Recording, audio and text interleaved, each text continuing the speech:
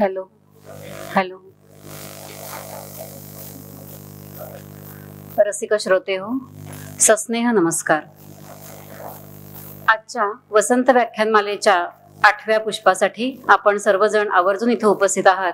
त्याबद्दल सर्वप्रथम आपणा सर्वांचे मिरज विद्यार्थी संघाच्या वतीने हार्दिक स्वागत करते. त्याचबरोबर आजच्या या व्याख्यान पुष्पासाठी आपल्याला लाभलेले नामवंत वक्ते, ज्येष्ठ इतिहास संशोधक, शिवचरित्र व्याख्याते, मोडी लिपी तज्ञ, पुरातत्ववेत्ते आणि दुर्ग अभ्यासक माननीय पांडुरंग नामदेवराव बलकवडे यांचंही मिरज विद्यार्थी संघाच्या वतीने आणि आपणा सर्वांच्या वतीने सहर्ष स्वागत करते.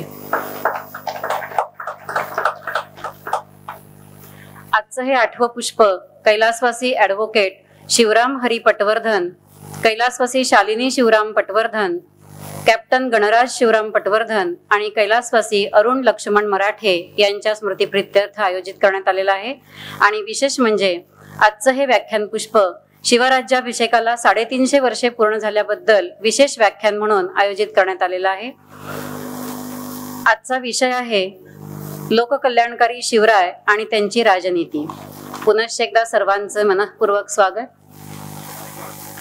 वक्त्यांचा परिचय मी इथून करून देते. आजचे वक्ते माननीय पांडुरंग नामदेवराव बलकवडे, ज्येष्ठ इतिहास संशोधक, शिवचरित्र व्याख्याते, मोडी लिपी तज्ञ, पुरातत्ववेत्ते आणि दुर्ग अभ्यासक आहेत. भारत इतिहास संशोधक मंडळ पुणे या संस्थेमध्ये त्यांचं खूप मोठं योगदान आहे आणि या संस्थेचे ते चिटणीस या पदावर कार्यरत आहेत. 2.5 लाखाहून अधिक कागदपत्रांचं जतन या संस्थेमध्ये त्यांनी करून ठेवलेलं आहे. सावित्रीबाई फुले पुणे विद्यापीठाच्या विद्या परिषदेचे ते सदस्य आहेत. मराठा साम्राज्याचे अभ्यास केंद्र असलेलं सावित्रीबाई फुले पुणे विद्यापीठाचे ते संचालक आहेत.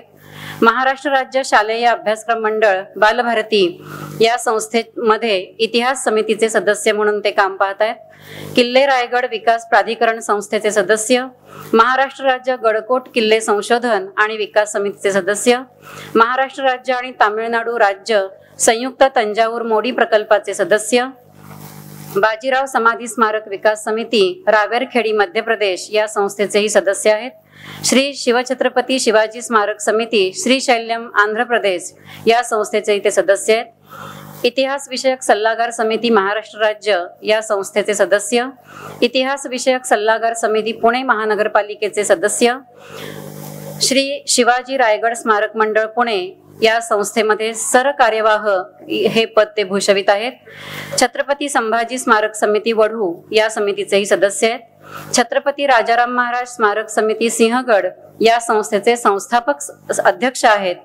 राष्ट्रीय पानिपत स्मृती समितीचे सचिव, लाल महाल उत्सव समिती पुणे या संस्थेचे संस्थापक अध्यक्ष, ठाणे मुक्तीदिन उत्सव समितीचे संस्थापक अध्यक्ष, वडगाव युद्ध महादजी शिंदे स्मारक समितीचे सदस्य, त्याचबरोबर संस्कार भारती पुणे महानगराचे उपाध्यक्ष म्हणून विविध पद ते आज सांभाळत आहेत. भारत इतिहास संशोधक मंडळ आणि पेशवे दप्तर पुणे येथील हजारो मोडी कागदपत्रांचा अभ्यास करून त्या आधारे मराठ्यांच्या इतिहासावर अनेक शोधनिबंध त्यांनी प्रसिद्ध केलेले आहेत. पुण्यातील प्राचीन पुण्येश्वर व नारायणेश्वर मंदिरांच्या अवशेषांचा शोध घेऊन ते जगासमोर आणले. पुण्यातील कसबा पेठेत 4थ्या शतकातील प्राचीन विष्णू मूर्तींचा शोध घेऊन ती जगासमोर आणली. पुण्यातील कसबा पेठेत प्राचीन मानवी वस्तीच्या अवशेषांचा शोध घेऊन ते प्रथम जगासमोर आणले. त्यानंतर डेक्कन कॉलेजच्या माध्यमातून झालेल्या उत्खननामध्ये डॉक्टर शरद राजगुरू, डॉक्टर वसंत शिंदे, डॉक्टर प्रमोद जोगळेकर यांच्याबरोबर सहभाग घेतला. त्या संशोधनावर आधारित शोधनिबंधही प्रसिद्ध झाला. भारतीय सेनेच्या दक्षिण कमांड मुख्यालयात 40 वर्षे सेवा दिल्याबद्दल उत्कृष्ट सेवेबद्दल आर्मी कमांडर अवॉर्ड प्राप्त आहे. त्यांची ग्रंथसंपदा 18व्या शतकातील हिंदवी स्वराज्य, स्वराज्य रक्षणाचा लढा, पानिपत 250 स्मृती ग्रंथ, राजाराम महाराज समाधी इतिहास आणि ढमढेरे घराण्याचे मराठ्यांच्या इतिहासातील योगदान ही त्यांची काही पुस्तकं प्रकाशित झालेली आहेत. विविध पुरस्कारांनी आजचे वक्ते सन्मानित आहेत हेही सांगताना विशेष आनंद होतो. श्री शिव पुण्यस्मृती रायगड पुरस्कार, धर्मवीर छत्रपती संभाजी महाराज पुरस्कार, जनसेवा पुरस्कार, विश्व हिंदू परिषदेचा धर्मरक्षा पुरस्कार, राष्ट्रवादी काँग्रेस समाजगौरव पुरस्कार, आणि सावरकर स्मृती पुरस्काराने ते सन्मानित आहेत. विविध विषयांवर आजपर्यंत त्यांनी 3000 व्याख्याने दिलेली आहेत. महात्मा गांधी आणि स्वातंत्र्यवीर विनायक दामोदर सावरकर हे त्यांचे अभ्यासाचे मुख्य विषय आहेत आणि त्याच्यावरती ते उत्कृष्ट व्याख्यानं देतात. सर्व विचारसरणींचा सखोल अभ्यास त्यांनी केलेला आहे. मिरजेत आज ते दुसऱ्यांदा आपल्या इथे येत आहेत, हेही सांगताना विशेष आनंद होतो. आज हे वक्ते आज आपल्याला लाभलेले आहेत. अतिशय अभ्यासपूर्ण आणि खूप मोठं योगदान इतिहास संशोधनामध्ये त्यांनी दिलेलं आहे. आता त्यांच्या वक्तृत्वातून आपल्याला त्यांचा अधिक परिचय होईलच. पुनश्च एकदा सर्वांचं स्वागत करून मी आजच्या वक्त्यांना व्याख्यान विषयाला सुरुवात करावी अशी विनंती करते.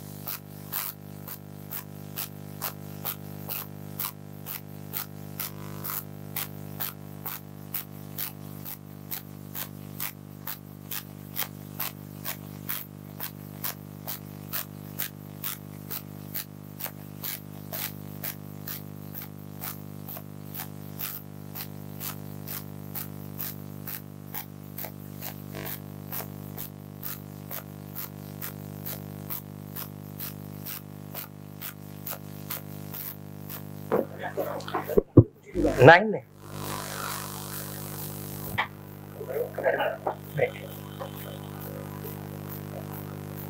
वक्रतुंड महाकाय सूर्यकोटी समप्रभ निर्विघ्नं कुर्मे देव सर्वकार्येषु सर्वदा. आयादिशक्ती तुळजा भवानी छत्रपती शिवराय. नमस्कार. इतिहासाचार्य वासुदेव शास्त्री खरे यांच्या पुण्यस्मृतीला अभिवादन करतो. मिरज विद्यार्थी संघ या आपल्या महाराष्ट्राचं भूषण असलेल्या संस्थेच्या माध्यमातून गेली 99 वर्ष एक ज्ञान यज्ञ अखंडपणे चालू आहे. देशभरामध्ये अनेक शहरांमध्ये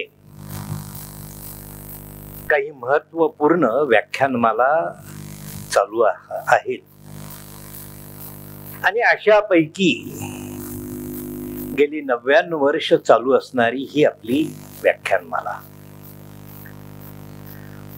महाराष्ट्रातल्या देशातल्या प्रत्येक अभ्यासकाला आपल्या मनामध्ये एक इच्छा असते की या वसंत व्याख्यानमालेमध्ये आपल्याला श्रोत्यांची सेवा करण्याची संधी मिळावी. मी स्वतः भाग्यवान आहे की मला ही दुसऱ्यांदा संधी मिळाली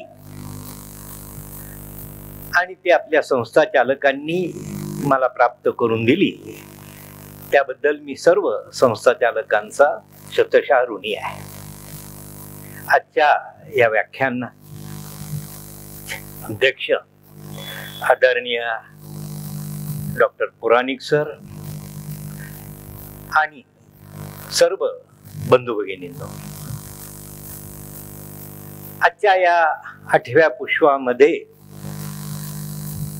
मी छत्रपती शिवरायांची राजनीती आणि लोककल्याणकारी शिवराय हे वर्ष शिवरायांच्या राज्याभिषेकाचं 350वं वर्ष आहे आणि या निमित्ताने देशभरच नव्हे तर संपूर्ण जगामध्ये जिथे जिथे मराठी माणूस पोहोचलेला आहे त्यांच्या माध्यमातून शिवरायांच्या त्या महान चरित्राचा जागर चालू आहे. आणि याच प्रक्रियेचा एक भाग म्हणून मी एक संकल्प सोडला होता की या वर्षभरामध्ये माझ्याकडून शिवरायांच्या त्या महान चरित्रावर 101 व्याख्यानांचं आयोजन व्हावं आणि हे माझं 82वा व्याख्यान आहे ह्या वर्षामध्ये. संपूर्ण देशभरात या निमित्ताने प्रवास चालू आहे आणि 31 मे या दिवशी साताऱ्यामध्ये राज्याभिषेक सोहळा समितीच्या वतीने पहिलं व्याख्यान झालं. शिवेंद्रराजे आणि दोन्हीही उदयनराजे उपस्थितीमध्ये झालं आणि तिथून ही सेवा चालू आहे. आणि आज मला आपल्या या पवित्र मिरज शहरामध्ये आपल्या समोर मला विषय मांडण्याची संधी मिळाली. मी स्वतःला भाग्यवान समजतो. शिवाय लोककल्याणकारी शिवराय आणि त्यांची राजनीती आपल्या सगळ्यांना कल्पना आहे की 350 वर्षांपूर्वी या देशामध्ये प्रस्थापित असलेल्या अन्यायी, अत्याचारी, धर्मांध सत्तांशी संघर्ष करून शिवरायांनी एक आदर्श अशा हिंदवी स्वराज्याची स्थापना केली आणि कठोर परिश्रमाने त्या स्वराज्याला सुराज्य केला. परकीयांशी संघर्ष करून स्वराज्य निर्माण करणारे शिवराय आमच्यासाठी जेवढे महत्वाचे आहेत तेवढेच त्या स्वराज्याला एक आदर्श लोककल्याण करणारे शिवराय आमच्यासाठी, सुराज्य करणारे शिवराय आमच्यासाठी महत्वाचे आहे. आणि म्हणूनच या दोन्हीही अंगाने शिवरायांचा सखोल अभ्यास करण्याची आवश्यकता आहे असं मला वाटतं. कारण की मी स्वतःला विद्यार्थी समजतो आणि म्हणून या विषयावर सतत चिंतन करत असतो. गेले काही वर्ष मी शिवरायांचं सखोल चिंतन करत असताना एक विषय माझ्या समोर आला की आपण कशा स्वरूपाने हा विषय मांडावा. आणि त्या दृष्टिकोनातून की शिवरायांच्या चरित्रावर ज्या भागावर अजूनही योग्य प्रकाश पडलेला नाही तो भाग लोकांच्या समोर प्रामुख्याने मांडला पाहिजे अशी माझी भूमिका ठरली. आणि म्हणून क्रांतिकारी शिवराय, मग यामध्ये कोणते विषय मांडले गेले पाहिजेत तर शिवरायांची कृषी क्रांती, मी शिवरायांची अष्टक्रांती हा विषय आज आपल्या समोर मांडणार आहे. पहिला भाग शिवरायांची कृषी क्रांती. शिवरायांनी कृषी क्रांतीच्या माध्यमातून केलेली अर्थक्रांती, त्या अर्थक्रांतीमुळे घडून आलेली सामाजिक क्रांती, सर्व या सामाजिक क्रांतीमुळे तत्कालीन सर्व समाज एकसंघ झाला आणि त्या समाजामध्ये एक प्रकारची राष्ट्रवाद किंवा राष्ट्रक्रांतीची भूमिका निर्माण झाली. आणि मग शिवाजी महाराजांनी केलेली राष्ट्रक्रांती. परंतु ही राष्ट्रक्रांती यशस्वी होण्यासाठी शिवाजी महाराजांचा हा जो लढा होता तो विपरीत होता. एका बाजूला प्रचंड शक्ती होत्या, त्यांच्याकडे धनशक्ती, मनुष्यशक्ती, युद्धशक्ती होती, आणि असं असताना तुटपुंजा आपल्या सामर्थ्यासह त्यांना हा लढा यशस्वी करायचा होता. आणि म्हणून शिवाजी महाराजांना युद्धशास्त्रात क्रांती करावी लागली. ती शिवाजी महाराजांची युद्ध क्रांती. आणि युद्ध क्रांती झाल्यानंतर राज्यक्रांती यशस्वी झाली. आणि मग शिवाजी महाराजांनी केलेली सांस्कृतिक क्रांती आणि शिवाजी महाराजांची आरमार क्रांती या विषयांचा मी थोडक्यात उहापोह करण्याचा प्रयत्न करणार आहे. खरं तर हा प्रत्येक विषय काही दिवसांच्या व्याख्यानमालेचा आहे. मागच्या वर्षी दिवाळीमध्ये पुण्यामध्ये नेताजी सुभाषचंद्र सैनिकी शाळा आहे. माजी आमदार दीपक पायगुडे यांनी वढूजवळ तुळापूर म्हणून गाव आहे, तिथे ही शाळा आहे, सैनिकी शाळा. त्यांनी मला विनंती केली, आपल्याला आश्चर्य वाटेल, 11 दिवस दररोज फक्त 4 तास मी शिवचरित्र सांगितलं, तरी माझं समाधान होत नव्हतं. आणि महाराष्ट्राच्या कानाकोपऱ्यातून 500 लोक निवासासाठी तिथं येऊन या व्याख्यानमालेत सहभागी झाले होते.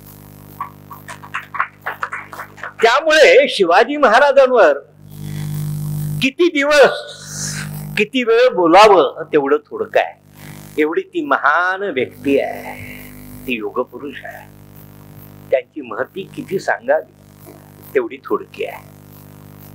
परंतु मलाही काही मर्यादा पाळाव्या लागतात.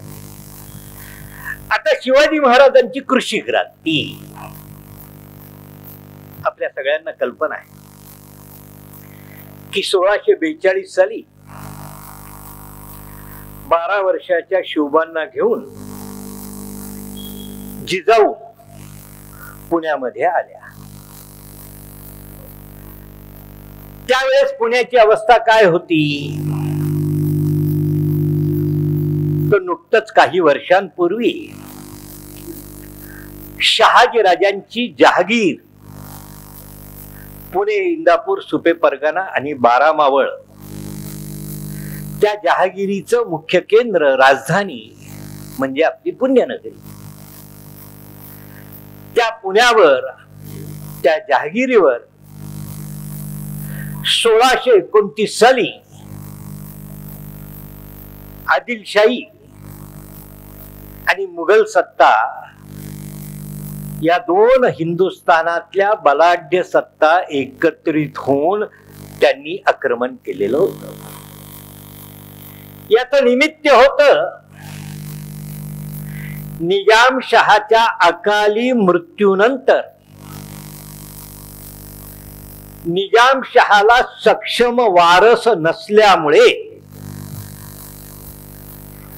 शहाजी राजांनी ही संधी मानून निजामशहाचा एक 10 वर्षाचा पुत्र आपल्या मांडीवर घेऊन संपूर्ण निजामशाही आपल्या पंखाखाली आणली होती. शहाजी राजांसारखा एक मराठा हिंदू काफर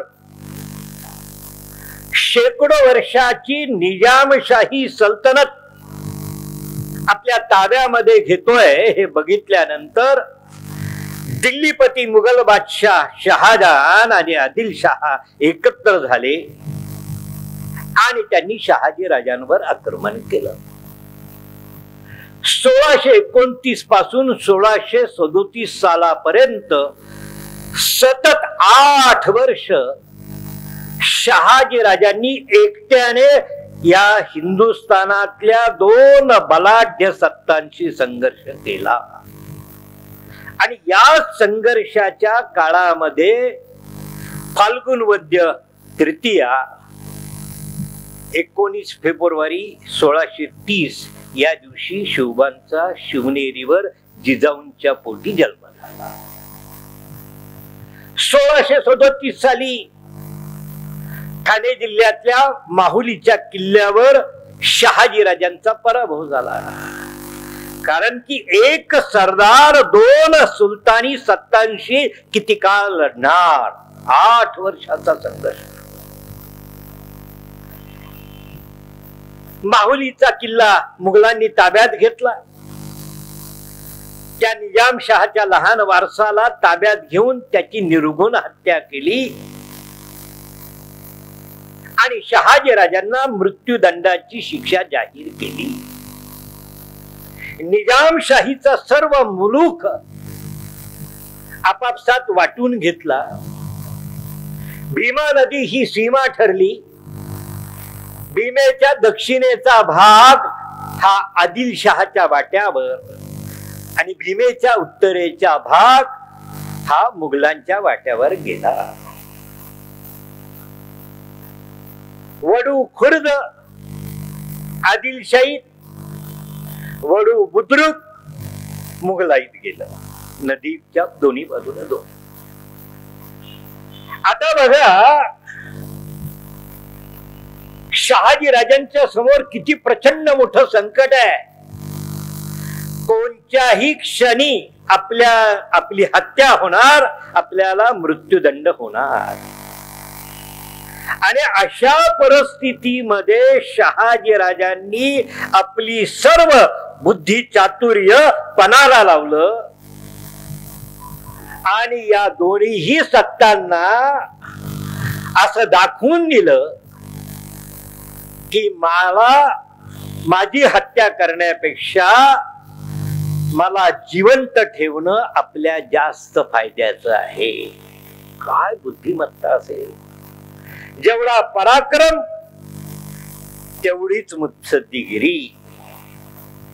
आणि याचा परिणाम या दोन्हीही सत्ता शहाजीराजांच्या समोर प्रस्ताव ठेवतात की तुम्ही आमच्या सेवेमध्ये या. आम्हाला अजून शहाजीराजेच माहिती नाही. शहाजीराजांची ओळख म्हणजे शिवाजी महाराजांचे वडील एवढीच आहे. शिवाजी महाराजांचं प्रेरणास्थान शहाजीराजे ही आपल्याला अजून ओळखच नाही. आणि आता बघा शहाजीराजांच्या समोर चॉईस आहे की मी कुणाच्या सेवेत जायचं. आणि शहाजीराजांनी सखोल चिंतन केलं. मुघलांकडे जायचं का? तर त्या मुघलांकडं शहाजीराजांच्या योग्यतेचे दर्जाचे शेकडो सरदार आहेत. त्यापैकी एक निर्मल्यवृत्त होऊन राहायचं का दुबळ्या आदिलशाही मध्ये जाऊन आपण शक्तिशाली व्हायचं, याचं चिंतन त्याने केलं. दुसरी गोष्ट, शहाजीराजांनी गेले 8 वर्ष या दोन्हीही सत्तांशी जो संघर्ष केला होता तो आपल्या जहागीर म्हणजे 12 मावळ, सह्याद्री आणि त्यातल्या मावळ्यांच्या साह्याने, आणि तो सर्व प्रदेश आदिलशहाच्या वाट्याला आला होता. आणि म्हणून शहाजीराजांनी सांगितलं की मी आदिलशहाकडे जाणार. आणि आदिलशहाने शहाजीराजांना आपल्या सेवेत घेतलं. आणि आश्चर्य बघा, जेवढी जहागीर निजामशाही सत्तेकडून शहाजीराजांना होती, पुणे, इंदापूर, सुपे परगणा आणि 12 मावळ, तेवढी सर्व जहागीर शहाजीराजांनी आपल्याला प्राप्त करून घेतली. काय तेवढे बघा हे शहाजीराजे. आदिलशहाने ती जहागीर त्यांना बहाल केली. परंतु आदिलशहाला भीती वाटत होती की बंडखोर वृत्तीचा शहाजी राजा आज ना उद्या आपल्या विरुद्ध बंड करण्याची शक्यता आहे, उठाव करू शकेल. आणि मग काय करावं, तर त्याने चिंतन केलं की शहाजी राजासारख्या पराक्रमी आणि मुत्सद्दी व्यक्तीचा आपल्या आदिलशाही सत्तेला कसा लाभ घेता येईल. आणि मग त्यांनी शहाजी राजांच्या समोर प्रस्ताव ठेवला की आम्ही तुम्हाला तुमची जहागीर देतो, परंतु आमची एक अट आहे की तुम्हाला दक्षिण भारतात जाऊन म्हणजेच कर्नाटकामध्ये जाऊन आमच्या आदिलशाही सत्तेला तुमच्या पराक्रमाने नवा मुलूख मिळवून द्यावा लागेल. खरं सांगायचं तर शहाजी राजांवर हे एक मोठं संकट होतं. आपल्या मराठी मुलखापासून शेकडो किलोमीटर दूर दक्षिणेमध्ये जायचं आणि नवराज्य जिंकायचं. परंतु महान व्यक्तींना संकट ही संधी वाटते. शहाजी राजांनी ती फार मोठी संधी वाटून घेतली आणि 1637 साली आपल्या कुटुंबासह शहाजी राजे दक्षिणेकडे निघाले. अगदी काही महिन्यामध्ये शहाजी राजांनी कोल्हापूर पासून बंगलोर पर्यंतचा भाग जिंकून घेतला आणि दक्षिणेमध्ये आपलं राज्य निर्माण केलं. नाममात्र आदिलशाहीची सत्ता. बघा काय मजा असते. स्वतःच्या पराक्रमाने ते जिंकून घेतलं. आता हा नवा मुलूक शहाजी राजांनी जिंकून घेतला म्हणून आदिलशाही सत्तेने त्या मुलखाच्या कारभाराची आणि रक्षणाची जबाबदारी शहाजी राजांवर सोपवली आणि त्यांना जहागीर म्हणून ती दिली. एक प्रकारे नाममात्र आदिलशाहीचं वर्चस्व म्हणायला, परंतु सर्व सत्ता शहाजी राजांची प्रस्थापित झालेली होती आणि शहाजी राजांनी या निमित्ताने दक्षिण भारतामध्ये आपलं वर्चस्व असणारं हिंदुपत पातशाहीचं राज्य निर्माण केलं होतं. ही शहाजी राजांची दुसरी ओळख. शहाजी राजांच्या पदरी अनेक विद्वान पंडित आणि सेनापती होते. शहाजी राजांनी आपल्या ताब्यात आलेल्या ह्या मुलखामध्ये अतिशय उत्तम कारभार केला आणि तिथं लोककल्याणकारी राज्य निर्माण केलं. आपल्याला शहाजी राजांची सांस्कृतिक माहिती सांगतो. शहाजी राजांच्या पदरी अनेक विद्वान पंडित होते, अनेक भाषांचे. हे सगळं पुराव्याने सांगतोय. कानडी पंडित, तमिळ पंडित, उर्दू, आपल्या तमिळ, मल्याळ, तेलुगू आणि या सर्व पंडितांना शहाजी राजांनी एक आज्ञा केली की आपलं हे जे काही वेगवेगळ्या भाषांमधलं भांडार आहे ज्ञानाचं, हे वेगवेगळ्या भाषांमध्ये भाषांतर करून घेतलं पाहिजे आणि हे आपण सगळ्यांनी करावं. आपल्याला आश्चर्य वाटेल, आजही तंजाऊर मध्ये सरस्वती महाल नावाचं जागतिक दर्जाचं ग्रंथालय आहे आणि या ग्रंथालयामध्ये शहाजी राजांच्या अथक प्रयत्नातून निर्माण झालेले अनेक ग्रंथ तिथं त्यांच्या कर्तृत्वाची साक्ष देत आहे. हे सांस्कृतिक कार्य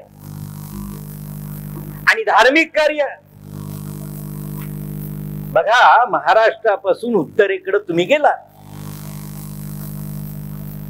तर राजस्थान सोडलं तर हिंदुस्थानातली सर्व हिंदू मंदिरं नष्ट झालेली पाहायला मिळतात. काशीमध्ये एकही हिंदू मंदिर नव्हतं. मथुरेत एकही मंदिर नाही. अयोध्येत एकही मंदिर नाही. प्रयाग मध्ये एकही मंदिर नाही. द्वारकेमध्ये एकही मंदिर नाही. परंतु महाराष्ट्रापासून कन्याकुमारी पर्यंत तुम्ही जाल आंध्र प्रदेश, कर्नाटक, तामिळनाडू मध्ये जी उत्तुंग मंदिरं आजही आपल्या प्राचीन संस्कृतीची ओळख देत आहेत, याचं सर्व श्रेय आपल्या शहाजी राजांना द्यावं लागेल. शहाजी राजांमुळे या मंदिरांचं रक्षण झालेलं आहे. केवढं मोठं धार्मिक कार्य शहाजी राजांनी केलेलं आहे. आणि अशा पद्धतीने 1666 सालापर्यंत शहाजी राजे बंगलोर मध्ये होते. सगळी ऐश्वर्य त्यांच्याकडे आहे. एक छोटं मोठं राज्य तिथं निर्माण केलेलं आहे. आणखी एक शहाजी राजांची महत्वाची ओळख सांगतो. महत्वाचं आहे, मला जाऊसच वाटत नाही पुढे तोपर्यंत. लक्षात ठेवा, दक्षिणेमध्ये विजयनगर साम्राज्याची अनेक शकल झाली आणि त्यांचे जे सुभेदार होते, नायक, मदुराईचा नायक, तंजावूरचा नायक, श्रीरंगपट्टणचा नायक, त्रिचनापल्लीचा नायक, हे सर्व नायक आपापसात, हिंदूंना दोषच आहे आपापसात भांडणं, आणि आपापसात भांडत होते. शहाजीराजे दक्षिणेत गेले, या सर्व नायकांचा पराभव केला, परंतु शहाजी राजांनी एकही दक्षिणेतलं हिंदू संस्थान नष्ट केलं नाही. त्या सर्व हिंदू संस्थानकांना वर्तमान काळाची जाणीव करून दिली की बाबांनो, आपण हिंदू आपापसात भांडत राहिलो तर यवनांना त्याचा फायदा मिळेल, आपली संस्कृती, आपला धर्म, आपला समाज नष्ट होईल. आता तरी तुम्ही एकत्र व्हा. सगळ्यांना पराभूत केलं, परंतु त्यांना नष्ट न करता त्यांचा एक हिंदू संस्थानिकांचा संघ स्थापन केला. आणि म्हणूनच आज दक्षिण भारतामधली हिंदू संस्कृती टिकून आहे. असे शहाजी राजे, परंतु ते दुःखी आहेत. एवढी प्रचंड सुख आहे, परंतु शहाजी राजे दुःखी आहेत. त्यांचं दुःख काय आहे? मी महाराष्ट्रातून कर्नाटकात आलो, दक्षिणेत आलो, इथे एवढं मोठं राज्य निर्माण केलं, इथल्या रयतेला सुखी केलं, परंतु माझ्या महाराष्ट्राला आणि माझ्या मराठी बांधवांना या शेकडो वर्षाच्या गुलामीतून कोण मुक्त करणार? मला तर ते शक्य होत नाही. याचं त्यांना दुःख होत, आणि त्यांचं हे दुःख त्यांच्या पत्नी जिजाऊंना जाणवत होत. आणि एके दिवशी जिजाऊंनी शहाजी राजांच्या समोर प्रस्ताव ठेवला.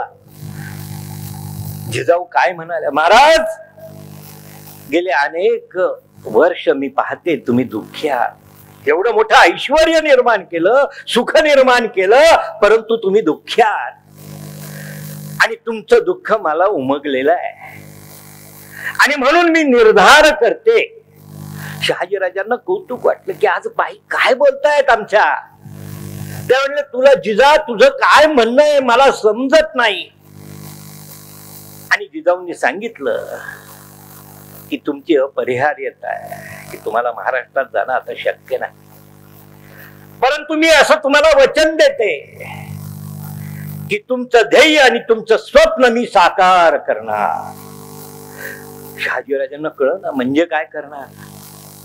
आणि जिजाऊ म्हणाल्या की महाराज, माझे ज्येष्ठ पुत्र संभाजी आता जाणते झालेले आहेत. ते तुमच्या इतकेच पराक्रमी आणि मुत्सद्दी हुशार आहेत.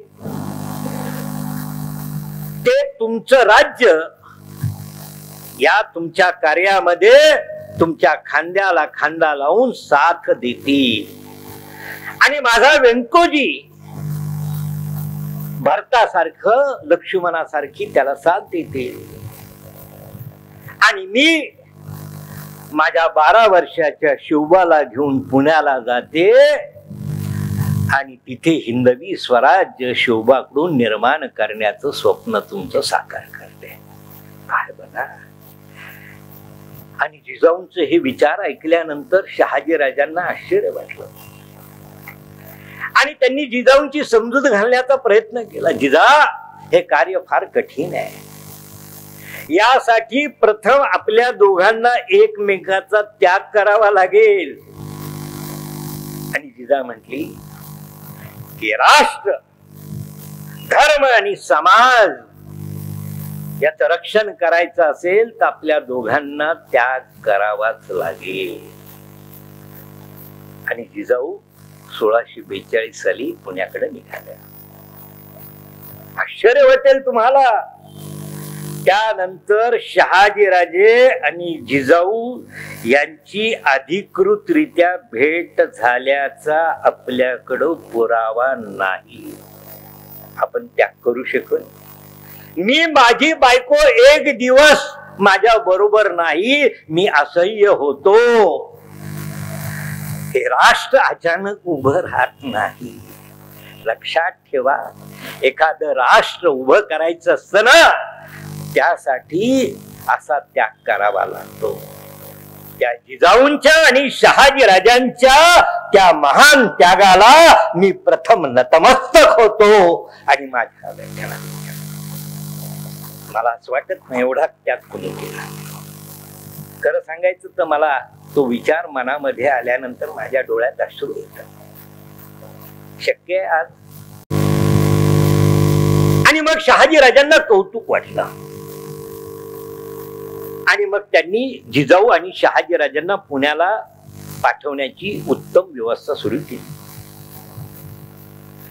शहाजी राजांनी 12 वर्षाच्या शुभांना माझा पुत्र कधीही यवनांचा चाकर होता कामा नये म्हणून 12 वर्षाच्या शुभांना आपल्या जहागिरीतील कर्यात मावळ 33 गावांचा पोट मुकाजदार म्हणून पाठवलेला आहे. पुण्याला शिवाजी राजा येताना शहाजी राजांचा कारभारी म्हणून आलेला आहे. आणि 12 वर्षाच्या शुभांना पुण्याला पाठवताना शहाजी राजांनी अष्टप्रधान मंडळ नेमून पाठवलंय. लक्षात ठेवा, शिवाजी महाराजांनी राज्याभिषेक प्रसंगी अष्टप्रधान मंडळ नेमलं.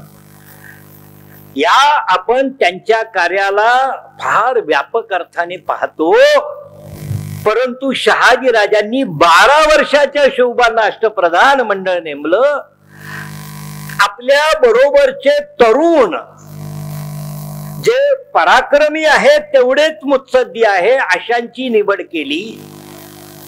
12 वर्षाच्या शोभांचे पहिले पंतप्रधान पेशवा, त्यांचं नाव शामराज निळकंठ रांजेकर. हे 12 वर्षाच्या शोभांचे पहिले पेशवा पंतप्रधान. मानकोजी दहातोंडे 12 वर्षाच्या शोभांचे पहिले सरसेनापती. त्यांच्या हाताखाली पारशे सैनिक नेमून दिले होते. नूर खान बेग ज्याच्या हाताखाली 100 घोडेस्वार नेमून दिले होते, तो शोभांचा पहिला घोडदळाचा प्रमुख. रघुनाथ पंत आत्रे 12 वर्षाच्या शोभांचे पहिले चिटणीस सचिव होते. केवढी व्यापक योजना आहे शहाजी राजांच्या समोर.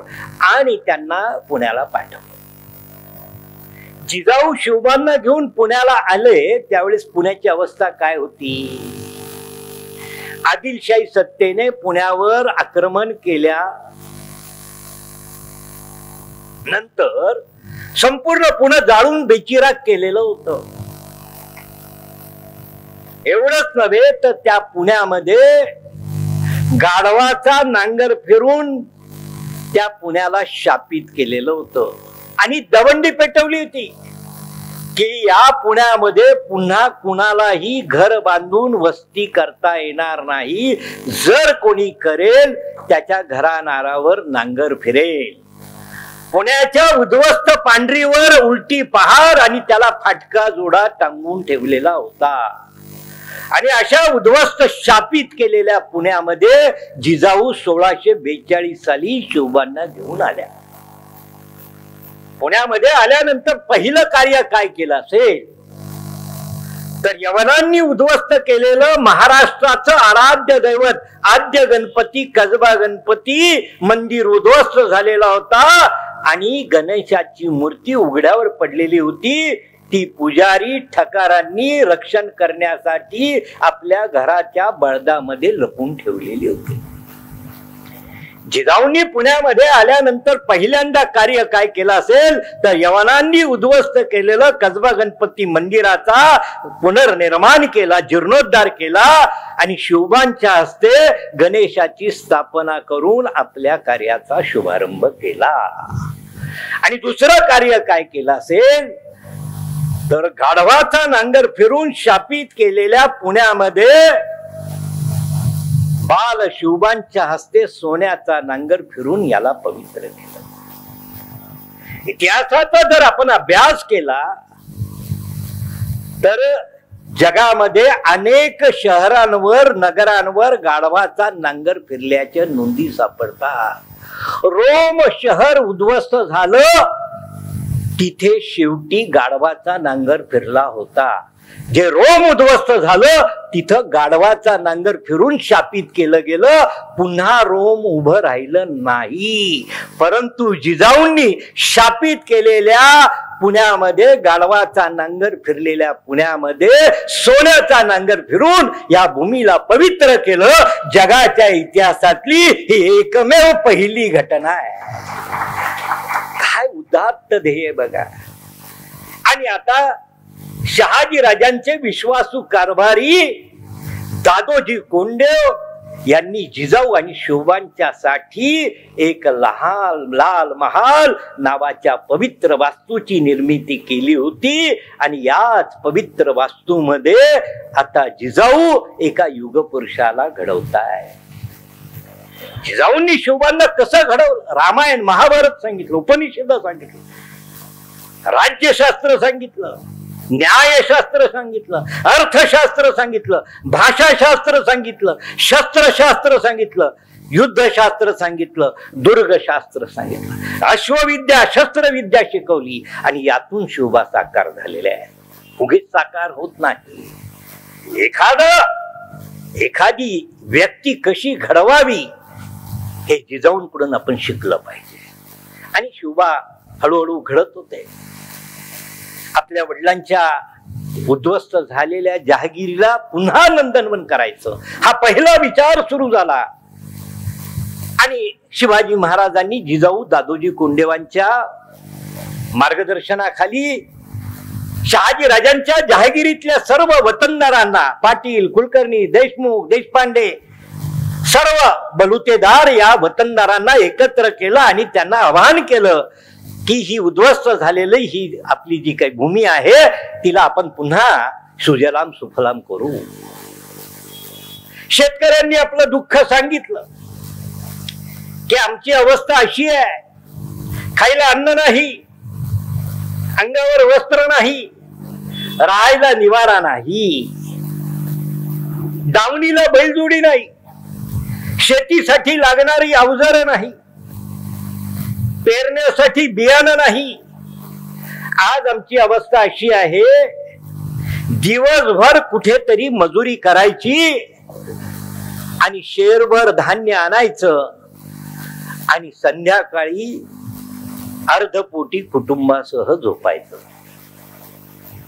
शिवाजी राजांनी सांगितलं काळजी करू नका, माझ्या वडिलांनी मला पुण्याला येताना काही पुंजी दिलेली आहे, 50,000 रुपये दिलेले आहेत, मी या सत्कार्यासाठी लावणार आहे.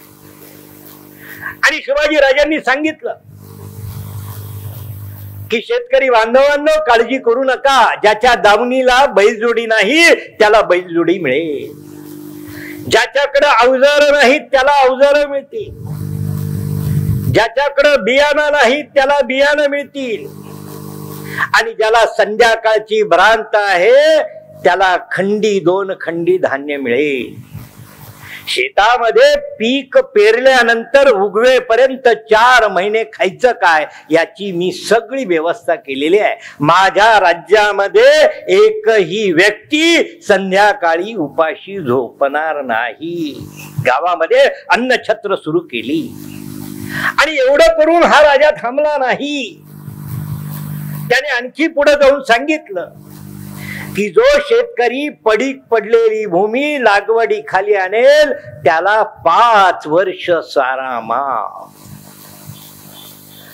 ज्या राज्यामध्ये आदिलशाही, निजामशाही, कुतुबशाही शेतकऱ्याच्या उत्पन्नाच्या 60% सारा वसूल करत होती, 60%, आपल्याला धक्का बसेल.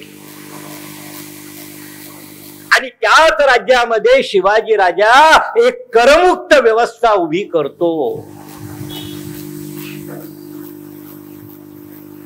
आणि मग शेतकऱ्याचे सगळे समस्या मिटल्या होत्या. शेतकरी कामाला झुपला. पहिल्या वर्षी 10%, दुसऱ्या वर्षी 10% करत करत करत 5व्या वर्षी शहाजीराजांच्या जहागिरीतली 100% जमीन लागवडी खाली आली. आता बघा, याला कृषी क्रांती म्हटलं. एकेकाळी हा देश सुवर्ण भारत म्हणून ओळखला जात होता, जिथे सोन्याचा धूर निघत होता. आणि म्हणूनच जगातली मंडळी इथं येत होती. अलेक्झांडरचं स्वप्न हिंदुस्थान. इथं फ्रेंच आले, पोर्तुगीज आले, डच आले, इंग्रज आले, ग्रीक आले, रोमन आले, तुर्क आले, अफगाण आले, इराणी आले. या सगळ्यांचं ध्येय काय? ही सुवर्णभूमी. आणि याच हेतूने इथे आक्रमण झाली, या देशाची लूट झाली. लूट करून थांबले नाही, इथं सत्ता प्रस्थापित केली आणि या देशाचा विनाश केला. आपल्याकडं सप्रमाण सांगतोय की 17व्या शतकाच्या पार्श्वभूमीवर आपल्या देशामध्ये फक्त 40% शेत जमीन लागवडीखाली होती. सगळे युरोपियन प्रवासी सांगतायत, कॉस्मा दिगान, ॲबे कॅरे, बर्निये, डॉक्टर फ्रायर लिहून ठेवलंय पुराव्यानिशी. आदिलशाही, निजामशाही, कुतुबशाही, इमादशाही, फारुकीशाही आणि त्या मुघल सत्ता आणि पोर्तुगीजांच्या राज्यामधली शेतकऱ्यांची अवस्था याच्यावर शेकडो पानं लिहून ठेवलेली आहेत, सप्रमाण समकाली. आणि असा उद्ध्वस्त झालेला देश आणि त्याच देशापैकी एका छोट्या भागात शिवाजी राजा एक भागाला नंदनवन करतोय. कालपर्यंत पोटाला अन्न नाही, त्या शेतकऱ्याच्या घरामध्ये आता धान्याच्या राशी झालेल्या आहेत. आणि देशात त्यांच्या शहाजीराजांच्या जहागिरीचं उत्पन्न 30% पुन्हा 100% गेलेलं आहे. अर्थक्रांती. आता बघा मी काय सांगतो. आता बघा, या आपल्या मिरज गावातली कालची परिस्थिती. फक्त 40% शेत जमीन लागवडी खाली होती सुलतानांच्या काळात. म्हणजे आता इथं 1000 एकर जमीन आहे, त्यापैकी 40% म्हणजे 400 एकर जमीन लागवडी खाली. 400 एकरामध्ये 400 पोती धान्य पिकत होतं. आणि त्यापैकी 60% इथला बादशाह घेऊन जात होता. 400 पोत्यापैकी 60% म्हणजे 240 पोती बादशाहच्या खजिन्यात. आणि फक्त 160 पोत्यामध्ये मिरज गावातली जनता आपली पोट भरत होती. शिवाजी राजांनी जी कृषी क्रांती केली त्याचा परिणाम काय झाला बघा. याच मिरज गावातली 1000 एकरापैकी 1000 एकर लागवडी खाली आली. 100%. 1000 पोती धान्य पिकलं. आणि 6व्या वर्षी शिवाजी महाराजांनी जनतेला आवाहन केलं. काय आवाहन केलं बघा. शिवाजी राजांनी त्यांना सांगितलं की भीष्म नीती, चाणक्य नीती, शुक्र नीती हे आमचे नीती ग्रंथ आहेत. त्या नीती ग्रंथामध्ये सांगितलंय राजा आणि प्रजेचं कर्तव्य. राजाचं पहिलं कर्तव्य, राजाने प्रजेला आपलं पुत्र मानून आपल्या मुलाबाळांसारखं आपल्या प्रजेचं संगोपन करावं, सांभाळ करावा, हे राजाचं पहिलं कर्तव्य. राजाचं दुसरं कर्तव्य, की ज्या वेळेस आपल्या राज्यावर परचक्र येईल त्यावेळेस राजाने त्या परचक्रापासून आक्रमणापासून आपल्या राज्याचं, संस्कृतीचं आणि आपल्या समाजाचं रक्षण करावं. राजाचं तिसरं कर्तव्य, आपल्या राज्यामध्ये कोणी कुणावर अन्याय केला तर अन्याय करणाऱ्याला शासन करावं आणि ज्याच्यावर अन्याय झाला त्याला न्याय द्यावा. आणि राजाचं चौथं कर्तव्य प्रमुख की राजाने आपल्या प्रजेला प्रशासन द्यावं. आता प्रजेची दोन महत्वाची कर्तव्य आहेत. पहिलं कर्तव्य, ज्या वेळेस आपल्या राज्यावर परचक्र येईल त्यावेळेस राजाच्या आव्हानावरून प्रजेने राजाच्या सैन्य दलात सामील होऊन परचक्राशी प्रतिकार करावा, आपल्या राज्याचं रक्षण करावं. आणि प्रजेचं दुसरं कर्तव्य की राजा हे जे काही कार्य करतो त्याला धनाची आवश्यकता असते, म्हणून आपल्या उत्पन्नाच्या 1/3 कर द्यावा. हे नीती ग्रंथात सांगितलंय. भीष्म नीती, चाणक्य नीती, शुक्र. आणि म्हणून 6व्या वर्षी शिवाजी महाराजांनी आपल्या प्रजेला आवाहन केलं की आता मला फक्त 1/3 कर द्या. 60% फक्त 33% कर केला तरी अर्थक्रांती कशी असती बघा. 1000 पोत्यापैकी 33% 330 पोती स्वराज्याच्या खजिन्यात गेली. अर्थशास्त्र बघितलं म्हणजे अन्याय अत्याचार करून बादशाच्या खजिन्यात 240 पोती आणि शिवाजी महाराजांनी कर निम्मा करून शिवाजी महाराजांच्या खजिन्यात 330 पोती धान्य जमा झालं. आणि जनतेकडे किती? कालपर्यंत जनता मिरज मधली 160 पोत्यामध्ये पोट भरत होती, त्या जनतेकडे 670 पोती धान्य शिल्लक आहे. याला म्हणतात अर्थनीती. शिवाजी महाराजांची अर्थक्रांती. आता या अर्थक्रांतीतून घडलेली सामाजिक क्रांती. आता बघा, कालपर्यंत शेतकऱ्याला राहायला घर नव्हतं, अंगावर वस्त्र नव्हतं, पोटाला अन्न नव्हतं, पायात जोडा नव्हता. आता शेतकरी सधन झाला, त्याने पहिलं कार्य काय केलं असेल, तो बाजारात गेला. पायात जोडा नव्हता म्हणून पहिला जोडा घेतो. सगळ्यात महत्वाची गरज जोडायची असते. जोडा घेतला, आमच्या चर्मकार बांधवाला काम मिळालं. कालपर्यंत अंगावर वस्त्र नव्हतं, बाजारात गेला, नव कापड घेतलं, विणकर बांधवाला काम मिळालं, त्याचं वस्त्र शिवलं, शिंपी बांधवाला काम मिळालं. कालपर्यंत राहायला घर नव्हतं, आता घर बांधायला घेतलं, गवंडी बांधवाला काम मिळालं, सुतार बांधवाला काम मिळालं, लोहार बांधवाला काम मिळालं, वीट बनवणाऱ्या कुंभार बांधवाला काम मिळालं. शिवाजी महाराजांनी शेतकऱ्याबरोबर 18 पगड जातीचा समाज, कारागीर वर्ग, 12 बलुतेदाराच्या हाताला काम देऊन सर्व समाजाला समृद्ध केलं. आता याचा परिणाम काय घडला? दारिद्र्य कशामुळे असतं लक्षात ठेवा. गरीब आणि श्रीमंत हा भेद दोनच जाती. खरं सांगायचं, गरीब आणि श्रीमंत.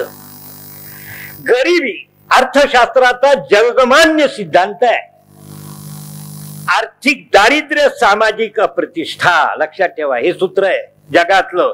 कुठलंही मार्क्सवाद असो किंवा कुठलाही वाद असो, एकच सूत्र, आर्थिक दारिद्र्य आलं की तुमची समाजात अप्रतिष्ठा होते आणि त्यातून समाजामध्ये ही दुही निर्माण होते. शिवाजी महाराजांनी प्रत्येक व्यक्तीच्या हाताला काम दिलं, त्या प्रत्येक व्यक्तीला समृद्ध केलं आणि त्याचा परिणाम समाजाचा सर्व घटक हा समृद्ध झाला आणि त्यामुळे समाजातली जाती जातीमधली गरीब श्रीमंतीची दरी संपुष्टात आली आणि समाज एकसंघ झाला. यालाच म्हणतात सामाजिक समरसता. 350 वर्षांपूर्वी या जगामध्ये पहिल्यांदा 18 पगड जातीच्या समाजाला, त्यात धर्म नाही, पंथ नाही, कुठली जात नाही, सर्व समाजाला समृद्ध करून त्याला प्रतिष्ठा प्राप्त करून देणारा हा जगातला पहिला राजा आहे. म्हणून त्याला लोक कल्याणकारी. आता बघा, विचार सुरू झाला. शेवटी जनतेच्या मनात विचार सुरू झाला. कालपर्यंत निजामशाही, आदिलशाही, कुतुबशाही, मुघल सत्तेच्या काळातलं दारिद्र्य, अन्याय, अत्याचार आणि शिवाजी नावाच्या या प्रभू रामचंद्राने निर्माण केलेलं रामराज्य.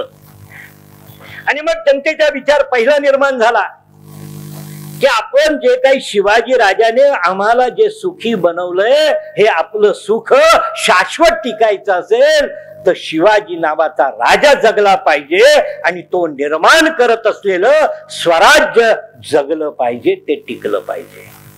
आणि हे स्वराज्य जगवणं आणि ह्या राजाला जगवणं हे माझं आद्य कर्तव्य आहे आणि ते मी निभावलं पाहिजे. यालाच वर्तमान काळात राष्ट्रवाद म्हणतात. राष्ट्र हे माझ्यासाठी आहे आणि ते त्या राष्ट्राचं रक्षण करणं हे माझं आद्य कर्तव्य आहे. या जाणीवेला वर्तमान काळात राष्ट्रवाद म्हणतात. मध्ययुगामध्ये या देशामध्ये पहिल्यांदाच राष्ट्रवादाची जाणीव निर्माण करणारा हा आद्य राजा आहे, छत्रपती शिवाजी राजा. आणि मग सर्व ती जनता शिवाजी राज्याच्या प्रयत्नाच्या जे काही स्वराज्य निर्मितीचं कार्य सुरू होतं त्यासाठी त्यांच्या पाठीशी उभी राहिली. आता बघा राज्यक्रांती, कारण की राज्यक्रांती तर घडलेलीच होती. शहाजी राजांचं शिवाजीकडे राज्य होतच. आता काय घडलं बघा, मी आणखी पुढे जातो.